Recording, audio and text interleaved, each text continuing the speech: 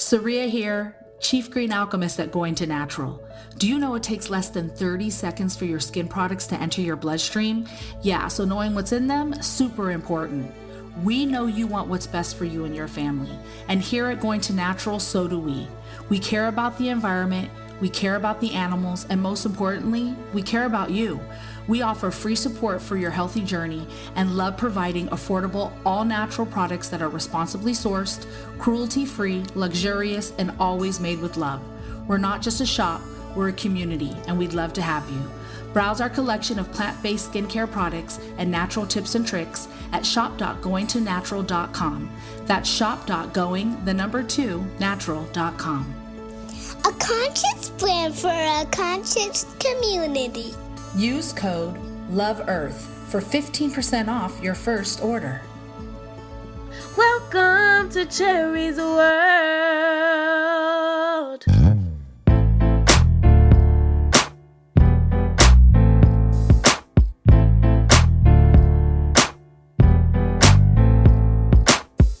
If you have a child who has football dreams, whether college, pro, or both, you don't want to miss this episode of Cherie's World. Today, we will have on Mr. Ron Allen. He is not only my friend from elementary school, but he is the owner and operator of B2G Sports. B2G Sports provides a network of positive role models to help student athletes develop character, wisdom, and excellence. These are pro players, people. They prepare student athletes for their challenges and responsibility as college and pro ball players, using football camps to instill confidence, work ethic, and personal accountability into their future leaders that they will become.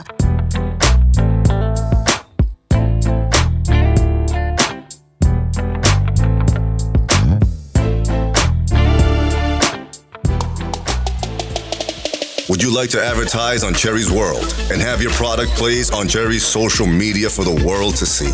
Email us now at cheriesworldpodcast@gmail.com for low introductory rates.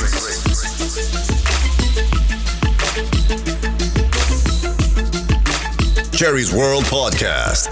Get heard. Welcome to Cherie's World. Let's give a warm welcome to Cherie's World from my boy, Ron Allen. I am so excited to meet Ron for a couple different reasons. Ron is really the homie, right? Okay. But what Ron has going on with B2G is like the most phenomenal thing I've ever gotten to witness with my own two eyes. I got this phone call one night and he says, "What are you doing?" And I said, "Nothing." And he said, "Well, do you want to come up to Kowloon and help me for a little while?"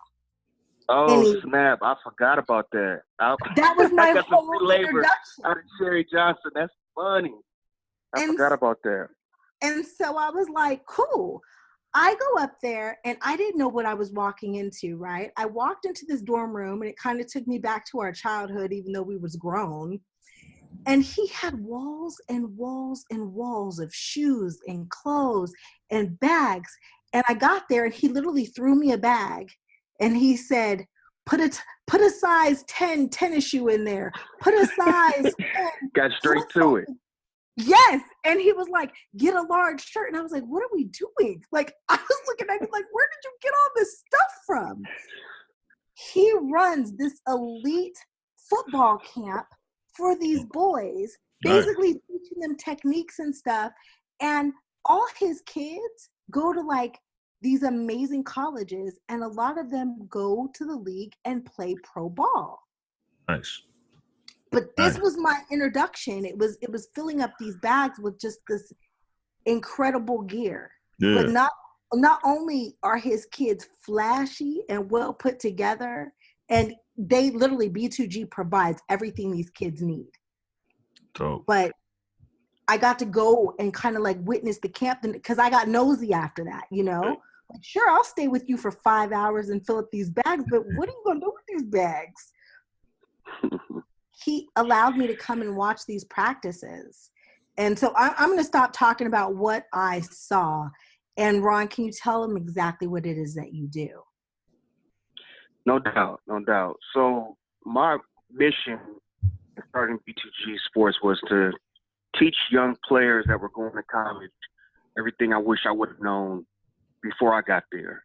A lot of the business principles, the competitive hierarchy, just the politics of college sports, with so much money going through it. A lot of kids have a rude awakening when they get there because they're not prepared. So from on the field to off the field, how you carry yourself, how to maximize, your brand.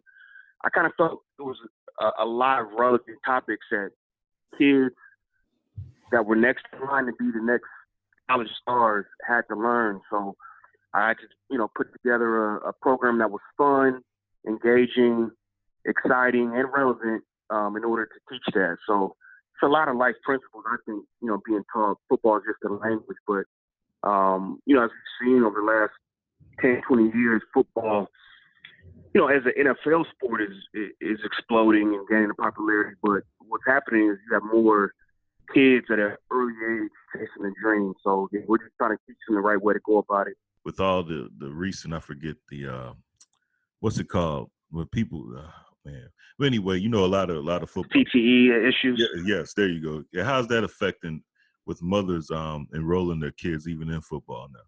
Because my wife won't let me put my sons in there. Right. I think the real impact on that concept is probably not going to hit the elite group for quite some time. I think what's happening is you have a lot of the masses that would normally just would sign their kid up to play youth football at, say, age 7, 8, 9.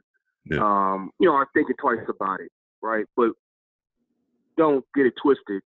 High school football, in terms of the elite athletes, the college-bound athletes, you got more of those kids chasing the dream. They probably weeded out the kids that weren't very serious about it. I mean, one thing I know about raising teenagers is that if they really love something, it's hard to keep them away. I don't care if it's a nappy head, ain't shit type of dude that your daughter loves, or it's a sport like football that your son is really passionate about. It's hard to keep them away. It really is. So Okay. I haven't seen it yet.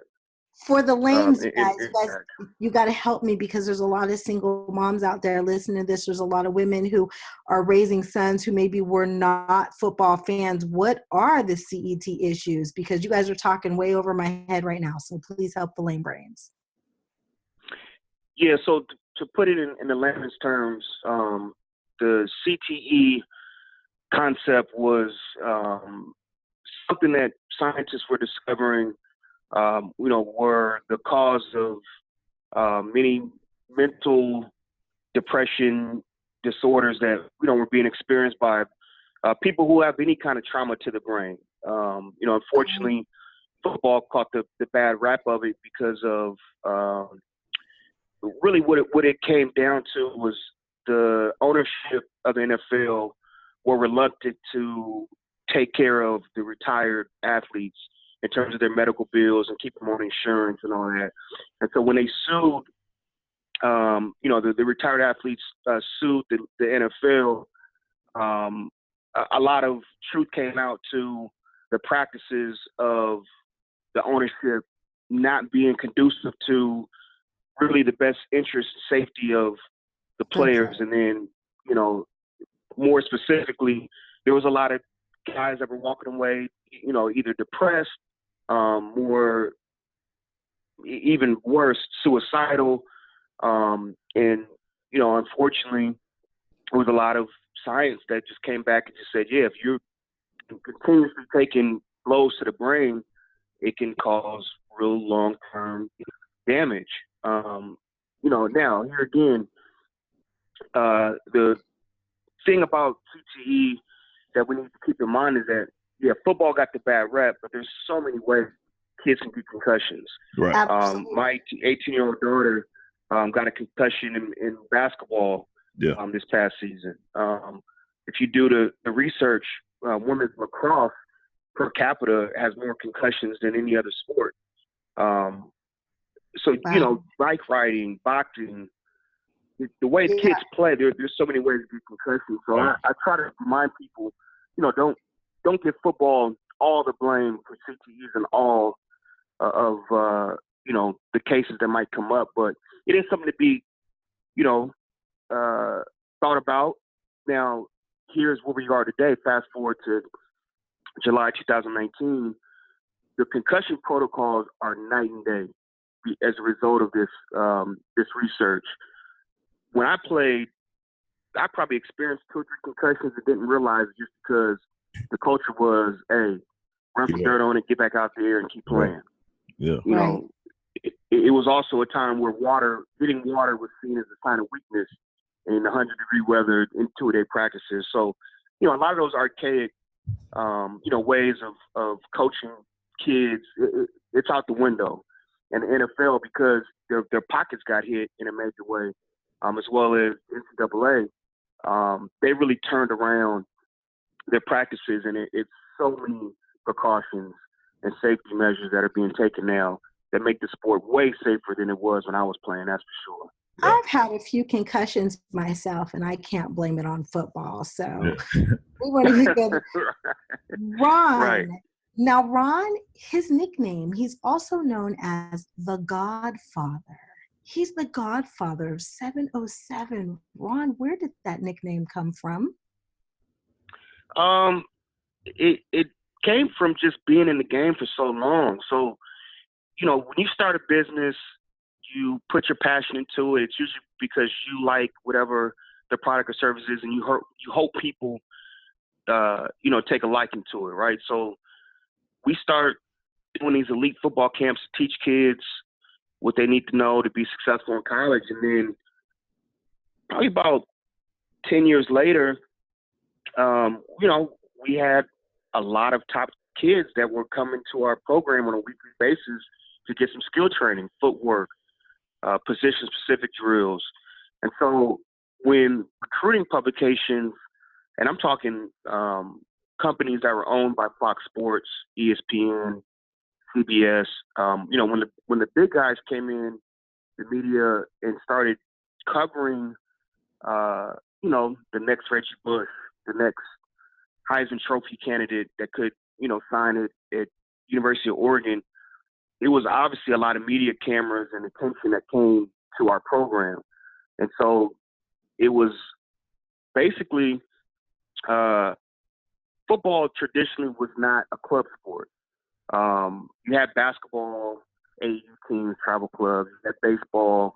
Pretty much every other sport had a club component to it where the elite college-bound players would go outside of, say, the high school season, but it wasn't done for football. So when that opportunity finally came and we were basically in line to put together the best team talent-wise that you can ask for, because we already had a following.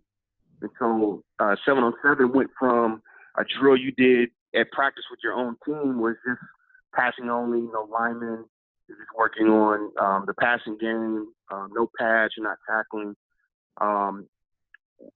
We came up with basically the best all-star 7-on-7 team, and that was the new concept. So I think it was about 2009. We ended up going to this tournament in Vegas. I was put on basically for the country. I mean, it was teams from Washington. I want to say as far as Indiana, and it was just really the first national all-star 7-on-7 tournament. And we came out there and put together a team. They were mad. They saw B2G walk in, and y'all was all sparkly with nice uniforms and bags, and they was hating from the go. Is that the truth? Yeah, that's what happens. I mean, when you come out and you have what everybody wants, quite naturally the haters are going to come. I took it as a compliment. You must be doing something right if you got haters, right?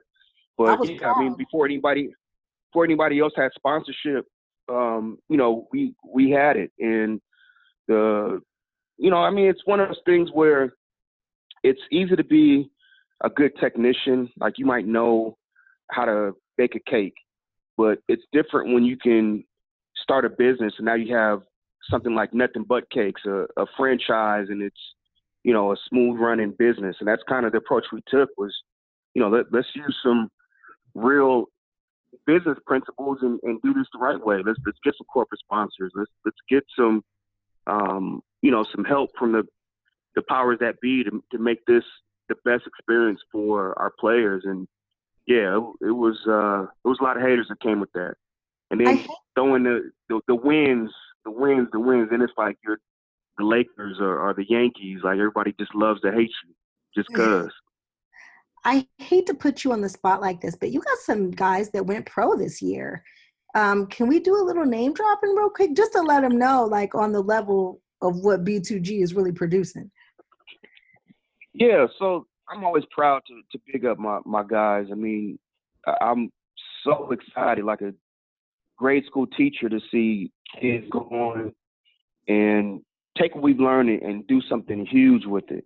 One of my favorite players came out of SC, which, if anybody knows me, I'm a UCLA Bruin through and through, but Iman Marshall, better known as Biggie, was a kid that just has a special place in my heart because he was we call it B2G lifer. He started in 8th grade and was with us every spring and summer since. And, seeing him now playing for the Baltimore Ravens with another of his B2G teammates, Jordan Lastly, who was drafted last year out of UCLA, just seeing them interact in practice, excited that, families on the team with them. Like that was huge for me. Trent Irwin, who's out of Stanford, another one of my guys who I'm just so proud of because he was just so relentlessly dedicated to the work. That's what you don't find as often, right? Everybody loves to win. Everybody loves to get in the championship picture.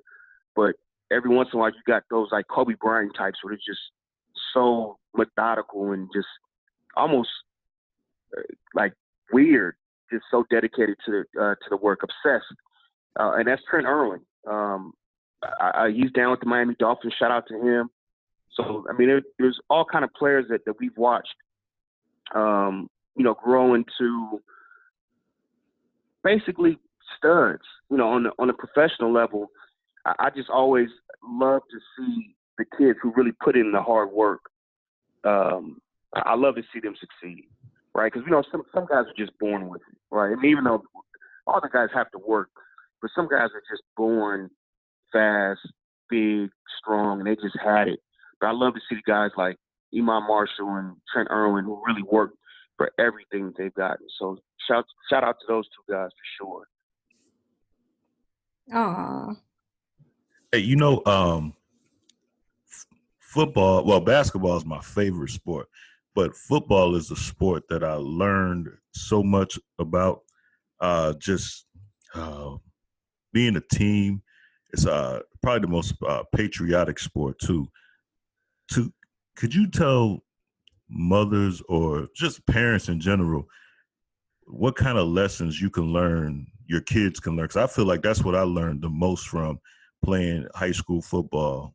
I wasn't even that good, but I was just big enough where I could just knock people down. But it wasn't like, whereas basketball is just a showmanship sport where it's right. Like mostly about individuals. I think the ultimate team sport where everybody on the floor, everybody on the field is important. Could you like maybe push that message to maybe some mothers or parents? I don't want to just single out the mothers that maybe don't know that about football. They think it's a barbaric sport or something. No doubt. For most single mothers, it's tough to raise a man.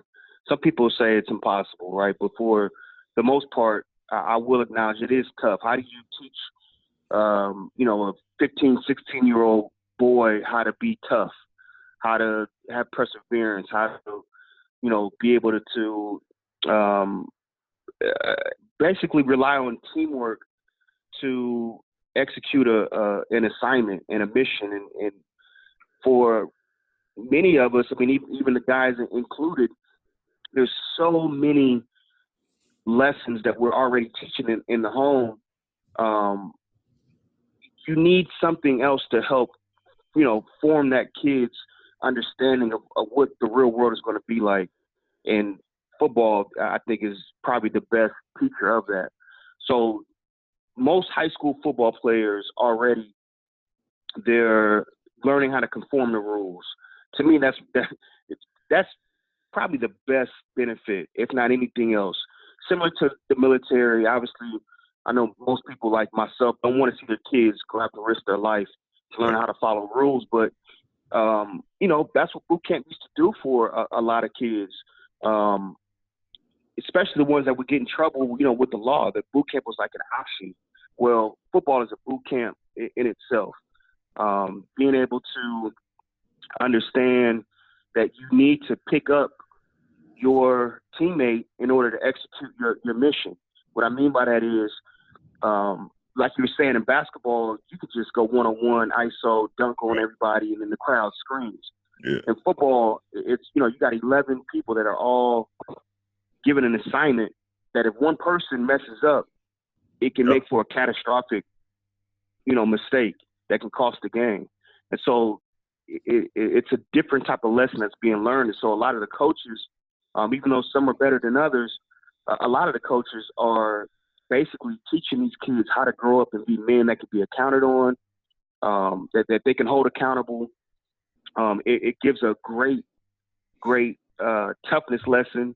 And then you have basically the concept of winning, right? I'm really big on teaching kids how to win, because when it comes to life, I don't care what it is, whether it's paying bills, whether it's, finishing a good day at the job, you got to get as many wins as you can, right? And what not a better way to teach kids how to win than to put them in a sport where they can do just that, win, learn how to win, learn what it takes to win, and not think that it's just going to come easy. So to me, I can go on and on with that concept, because football has definitely been a life lesson in many different facets for me.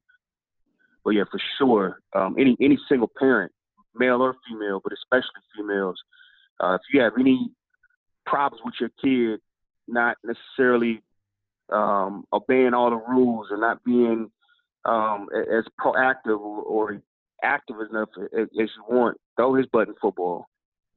Chances are he'll like it, he'll appreciate it, but it'll force him not to get off his butt, put the video game down, put the social media down, and go out and learn how to get it. It seems like you can almost put any kid, whereas like only a certain type of person or a certain type of kid can play basketball. But it seems like football, you can find a spot for any kind of kid on the football field if he wants to play. I agree. Yeah. I agree. Look, I come across this argument on many occasions. When I was at UCLA, our football team was doing great, as well as our basketball team. And so it was always an argument of, okay, who has the better athletes? And pound for pound, I'm going to have to go with basketball. And the only reason why I say that is because you don't have too many guys that are overweight, that are slow, but still have a place on the team. Right? So in football, not to say that the linemen aren't great athletes, but you don't have to be lean and jump out the roof and still be fast. And then if if you're a kicker, you don't have to be any kind of athlete. No disrespect to kickers, but yeah, you're not asked to go, have to defend or run routes. You just kick and that's it. So yeah, there's a place for everybody. And I think anytime you're on the team, no matter if you're the snapper, the long snapper that his only job is just to hike the ball to the kicker, or you're the quarterback, there's going to be life lessons that are going to be learned about how to operate on the team. And so, yes, there's a place for everybody on the football team. Or basketball, yeah, it's very, very limited, very small window of opportunity to make the team. One of the things that I noticed about your boys when I was there is they're all very polite and kind and well-mannered. Is that something that you guys also teach? Oh, yeah. No doubt about it. No doubt about it. When we do our elite camps, right off the bat, it's a scared straight type of situation. Like, we're very direct with what it takes to be successful. And that's one, you got to have character. I think that doesn't get, spoken on enough when it comes to what we see on the media, ESPN, social media at that, because we see the finished product, and the finished product is always the highlight, right? Or holding up the championship trophy. But not too many people understand that when you get to college, at least, let's just take college. We're not even going to talk about the pros yet. It's such a competitive situation to earn a spot on that team or to keep a starting spot on that team that character ends up being one of the biggest ways to get rid of a kid. If his character can't be counted on, he's expendable. They'll find a new guy who can run just as fast. That's so true. Now, I'm a football fan. I've always been a football fan. And Ron, you're probably one of the reasons why I'm a football fan. But for those parents out there who really don't know much about football, what are some of the steps that they would take or that B2G would take to help get their kid recruited in one of these top schools?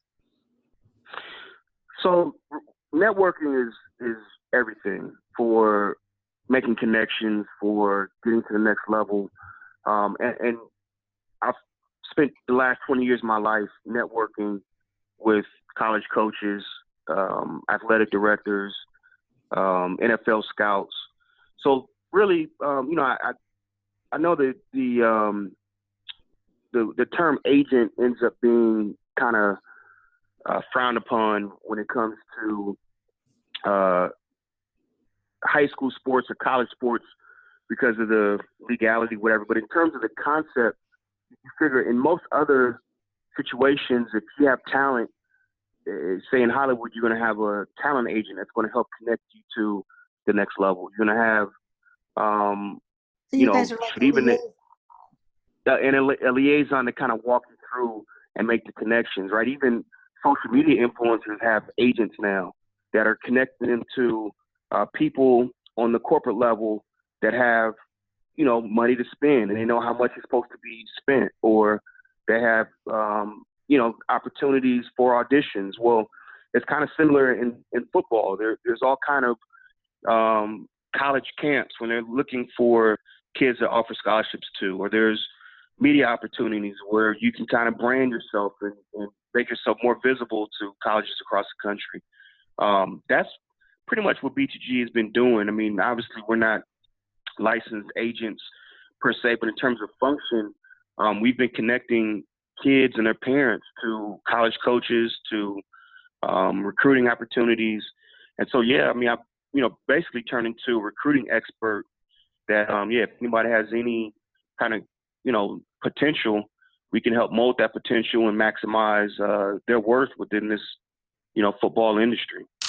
This is Cherie's World. Hey, if you want to continue to support Cherie's World podcast, shop Urban Intellectuals. Shop Urban Intellectuals under Cherie J75. It helps keeps this podcast up for the magic word free. So if you're a supporter of Cherie Johnson and the Cherrie World podcast, shop Urban Intellectuals. Shop urbanintellectuals.com/AFF/CherieJ75. That's urbanintellectuals.com/AFF/CherieJ75.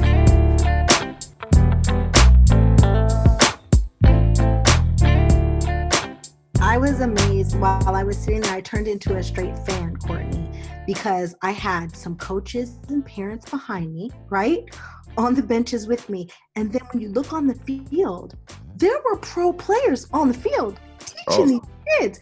Courtney, it was amazing. Ron, can you tell us who some of your staff is?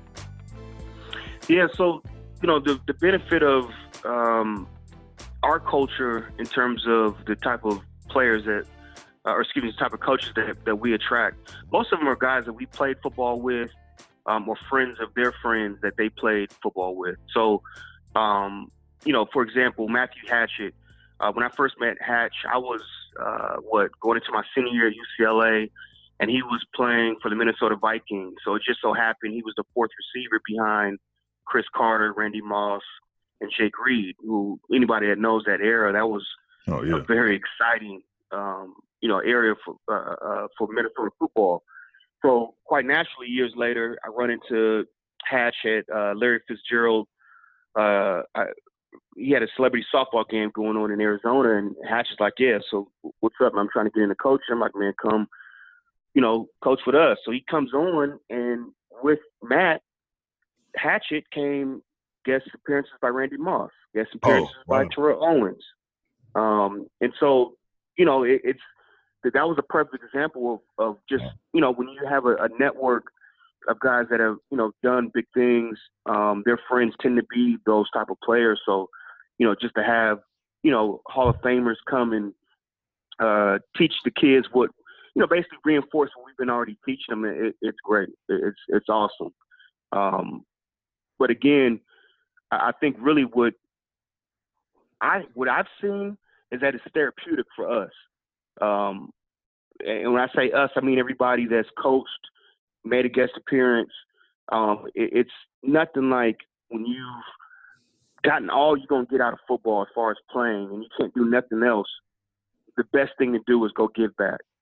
And so, I mean, even seeing the way Randy Moss and Terrell Owens, interacted with the players, you can tell it was therapeutic for them. They got something out of it, probably more than what anybody realized. I just recognized it because I experienced it myself. I mean, my career ended with the ACL and meniscus tear going into my senior year at UCLA, and that was all she wrote. B2G, it was more than just a passion. It was my therapy. And that's what helped me from, going into straight depression. I think I kissed depression on the mouth, but being able to teach kids, in a manner that helped them and seeing them succeed, it was super therapeutic. And so, I see that same impact on those guys. And then it's like another brotherhood. It's like a fraternity that everybody loves being in. So it's really, really cool. I know one year we had Iman Marshall and Juju Smith, who were both USC stars at the time, come back, and they worked with us as camp counselors, right? So they were coming back as alumni. Both of them had participated when they were in high school, but then being able to teach the kids their newfound tactics, skills that they've learned at SC that made them successful. I mean, even for them, it was therapeutic. I never seen somebody like Juju so excited when a kid scored a touchdown that he coached up. Because, I mean, he would literally, if it was a 50-yard bomb, he would run from the huddle all the way down the sideline 50 yards to go do a chest bump with the kid. Like, that kind of excitement, you can't even pay for that, man. You can't even pay for that. Wow. Really quickly, I know we're running out of time with you, and I'm sure Courtney has something else to ask you, but I just want to know, what are your short do and don't list for the moms out there who don't really know how to guide their children? Yeah, so that is something I think I'm really going to write a blog for you and put that on your site. But I think first and foremost, I'm a big Laker fan, and I watched LeVar Ball do a whole bunch of don'ts in terms of overly promoting the kid, putting undue pressure in the media to make these comparisons to legends. Basically, in a nutshell, let your kid speak for himself. Let the game speak for itself. You don't want to basically chase your dream and live vicariously through the kid. Let that kid go about it himself. Because if he's really good with the right situation, the kid's going to be okay. He's going to get all the promotion he needs, and it's going to be probably a long process that you have to be patient with. But if he's doing what he's supposed to do in terms of being prepared, he's going to be all right. So not overly promoting of your kid before they earn the promotion themselves. I think you have to pick your battles as parents, right? I think most parents know that probably the toughest thing in raising kids is knowing that you're going to give your kid your all. You're going to teach them everything that you know, but they probably are not going to access that information in the time that you want, right? They're probably going to access it 5 or 10 years later, like, yeah, you know what, my mom was right. You know, my dad did tell me that. And kids got to learn the hard way, just like we did. Yes. Let that be okay when it comes to sports, right? Let the kid make the mistakes and be okay with it, right? To basically take that a step further, if your kid has a bad game, don't break the kid and jump on him and tell him all kind of negative stuff he did or she did right after the game. The kid's already dealing with their own embarrassment or shame or, you know, just the negativity that comes with losing or having a bad game. They know it. Just be okay with your kid being out there. Love them up. Be positive. If you really want to, you know, give them constructive criticism, wait a day or two, but just be okay with whatever your kid did. Because really, when it comes down to that game, that's their time. Let it be their time. And when you get home, they didn't wash dishes, like you said, they, you know, like you put them to it, they didn't take the trash out or do their homework. Okay, handle that. Be a parent and handle that. But you know, when it comes to sports, let them do them, be okay with the outcome, and just be positive and love them up regardless. I agree. Me too. And look, Cherie's World and Advice from My Sisters would love to post the blog that you write. You got it. Good deal. Only exception I would say to that, because I'm a Lakers fan like you. You probably do have to hype your kid up if you know personally he's not that good. Because I think that LeVar got his son in the NBA. I don't think he would have got drafted.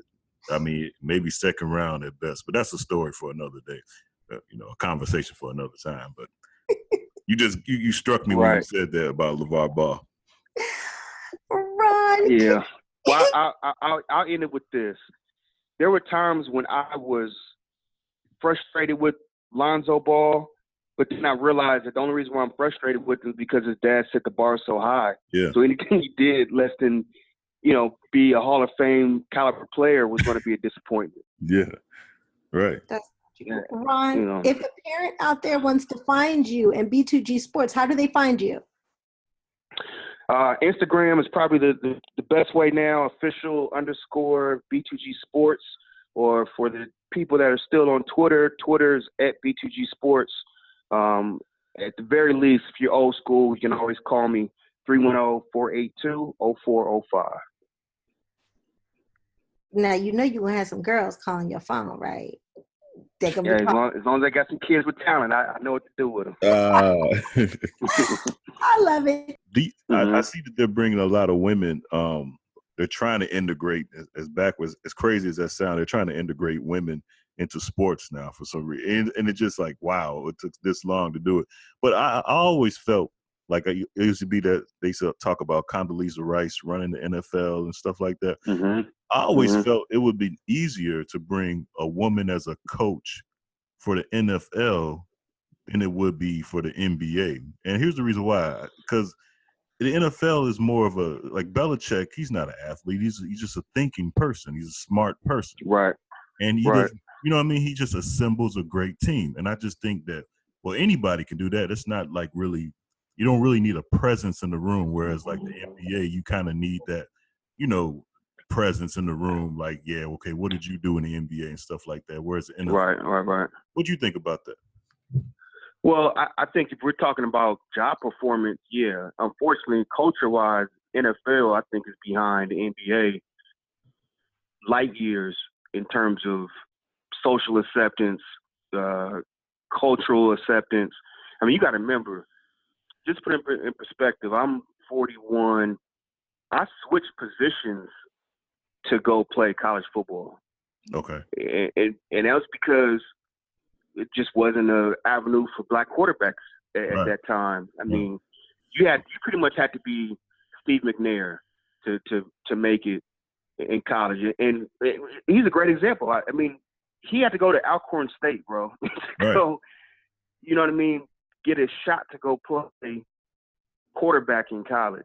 I mean, let that sink in. So, I mean, it was a lot of racism, a lot of old money, a lot of Good Old Boy Network that kept NFL from, I think, being as advanced as the NBA. Now, maybe because basketball is more of a street sport where you had to deal with more brothers, you had to deal with more of the inner city players.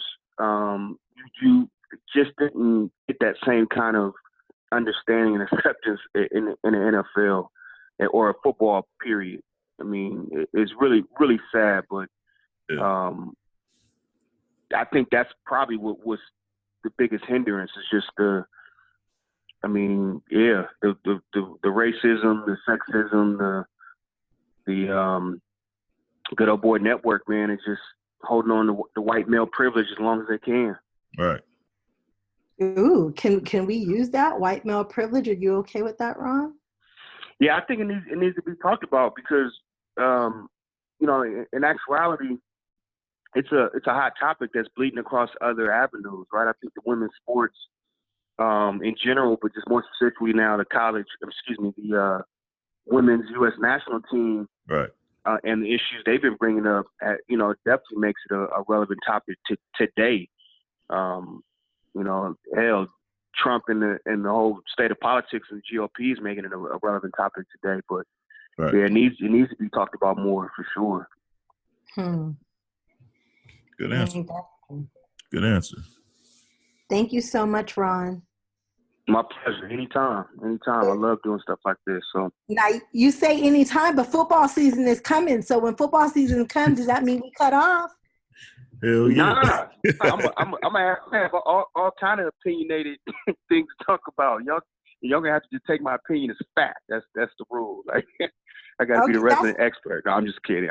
No, that's a deal because I like football. So we might have to try to get you during the season to talk about some of the shit we see on the field.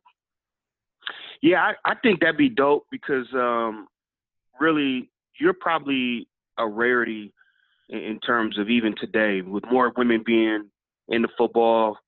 I still don't think they know it as well as you do. So it would be dope to kind of bridge a gap between, somebody like yourself and just getting it all the way down to layman's terms. What's going on, certain situations, certain topics, stories, all that be dope. The politics behind football too. A lot of people don't know. Yes. No political. Yes, Awesome. No doubt.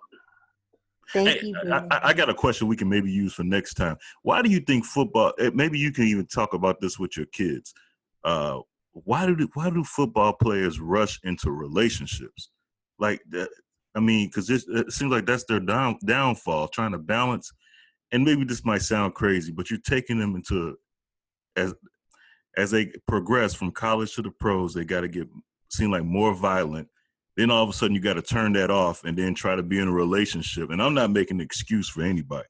I'm just saying I think they rush it too early. Do you think there's something there with the point I'm trying to make?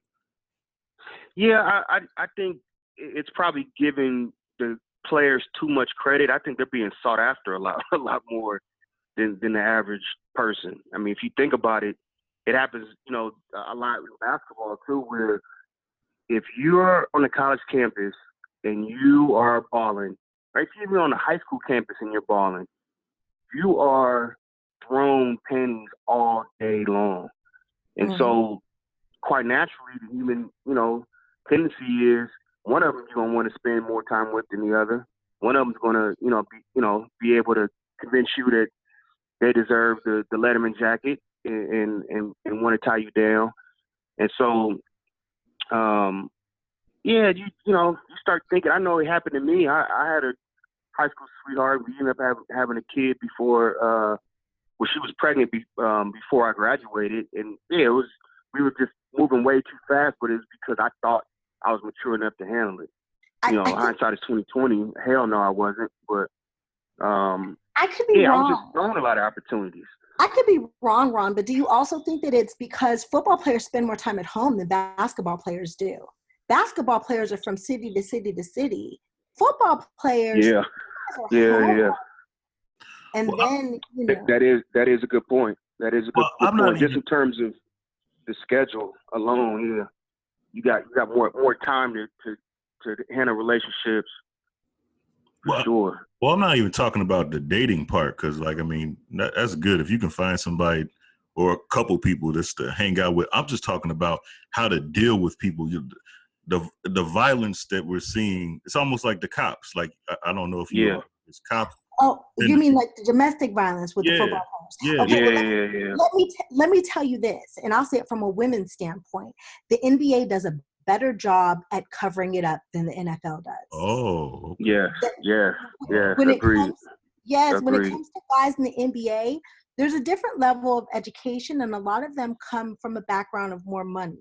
When it comes from football, a lot of these boys are straight from the hood, and you take these boys straight from the hood, you give them a whole lot of money, and the NFL is not as protective, especially of our young men of color, as the NBA are. Oh, that part, yeah. All right. Tell me something new. Okay. Yeah, and it's more of them to worry about. I mean, you figure, like, take a college like SC. You got 85 boys to worry about and 12 85 boys on the football team worry about 12 basketball players on the squad, maybe 14. Yeah. So yeah, I mean, it's a lot easier to cover up their stuff. Gotcha. Than the football. But yeah, we talk about that in the scouting world. You look for a killer. You look for an alpha male. You look for a guy that can just tear the house down on the field.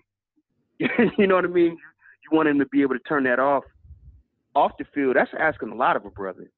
Yeah. Obviously, we want high character guys, and that's why I push character. Like, when we do our 3-day overnight elite camp, we do 2-a-day practices on the field, but we always do a character building workshop at night, if not 2.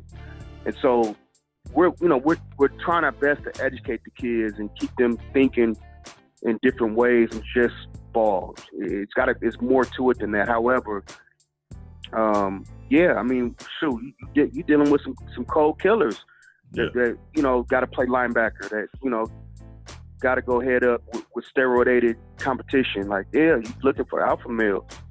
Absolutely. That comes with a price. Thank you so much, Ron. Good meeting you, man.